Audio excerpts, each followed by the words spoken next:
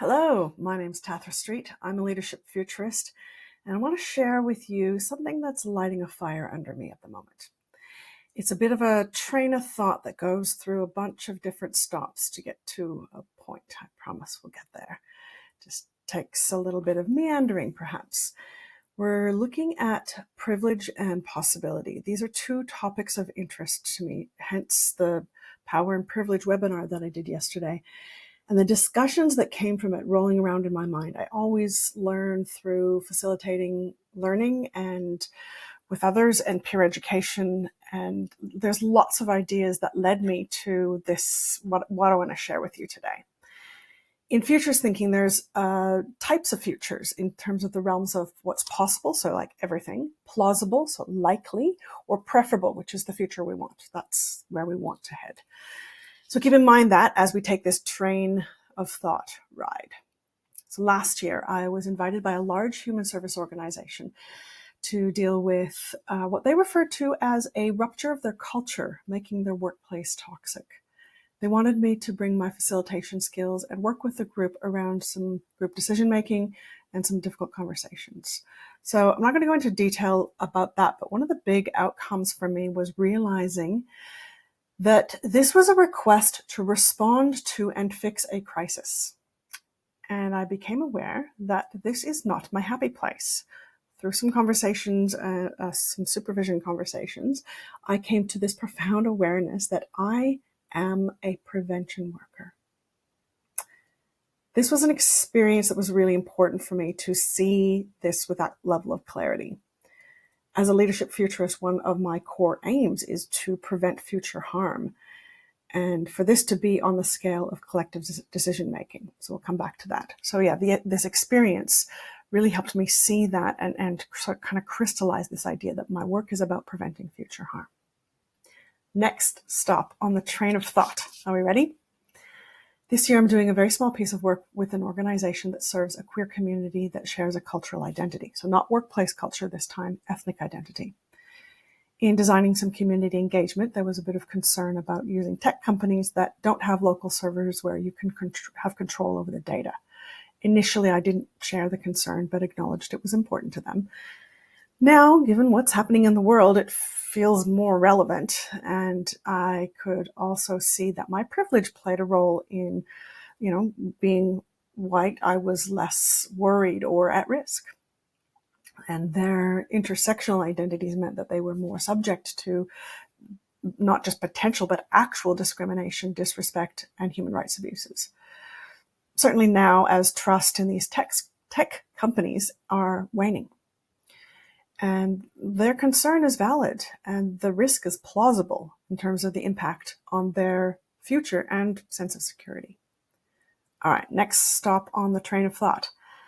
This morning, I was listening to a podcast with Adrienne Maree Brown, who's someone I respect a lot. And they were talking about the fires in LA in January and how to prepare if you need to leave quickly. It felt kind of distant until I remembered I live in Australia where floods and fires are common, and I know people who have been affected by both quite profoundly. So Adrienne Maree Brown was talking about this idea of a go bag and what to put in it. So to be prepared for disaster if you need to leave quickly, including things like your papers to prove you own the property you're fleeing from. My initial thought was, I don't have to worry, I've got that in the cloud, and then remembered the previous conversation, not going down that rabbit hole at this stage.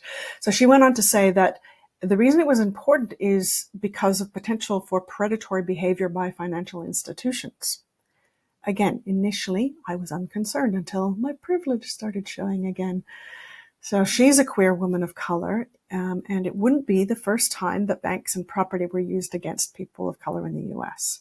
So being white and queer in Australia, I have the privilege of being unlikely to be affected by this kind of threat.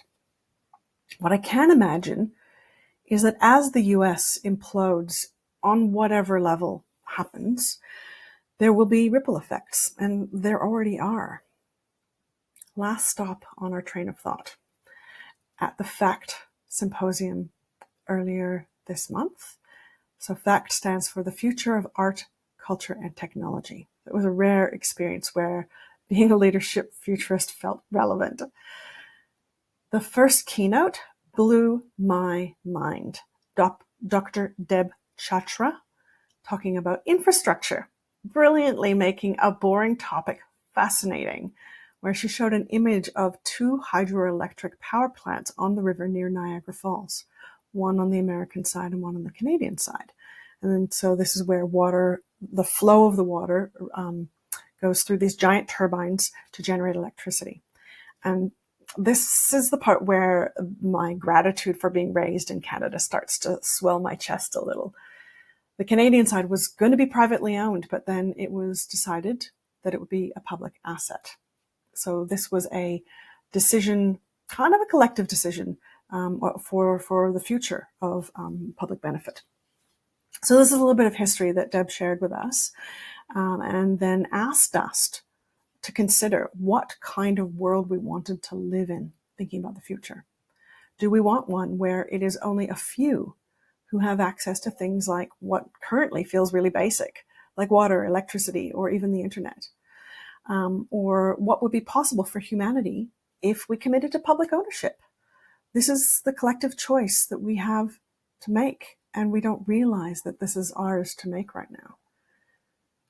This made me not only grateful for spending 25 years of my life in Canada, but I realized that being raised by a nurse, being married to a teacher, these are part of the public service systems in both Canada and Australia. And of course, they are not perfect, nor is the private sector or the not-for-profit sector. I have worked for all 3 of them, and I've even worked for every sector, the private sector, public sector, and not-for-profit sector as a consultant. I've also spent time in countries that don't have a strong public service sector or infrastructure where sanitation and sewage systems aren't something that much of the population has access to, nor public education where the choice between learning and eating makes school seem like a luxury, or where illness or injury or disability can be detrimental to the lives of individuals and families. Not to mention low trust in institutions with good reason. So I ask myself, what kind of world do I want to live in? And the answer always implies collective decision-making.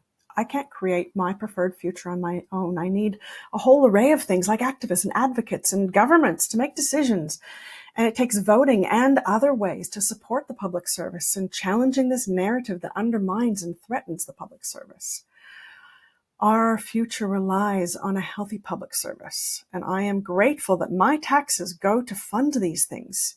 Of course, there are things it funds that I disagree with, but these experiences make it really clear to me, these experiences that I've had lately, and just in general, it makes it really clear that how important it is, and especially with federal elections coming up in both Canada and Australia, and we have a choice to make.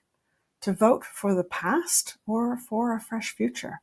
Look, it's not going to appear ideal, but it's closer to the preferable future than where we're heading now and what we're witnessing in various parts of the world.